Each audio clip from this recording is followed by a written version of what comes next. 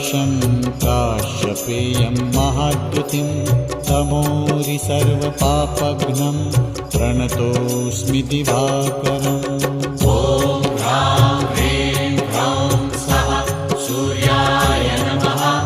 ॐ ह्रां ह्रीं ह्रौं सः सूर्याय नमः। जपाकुसुमसङ्काशं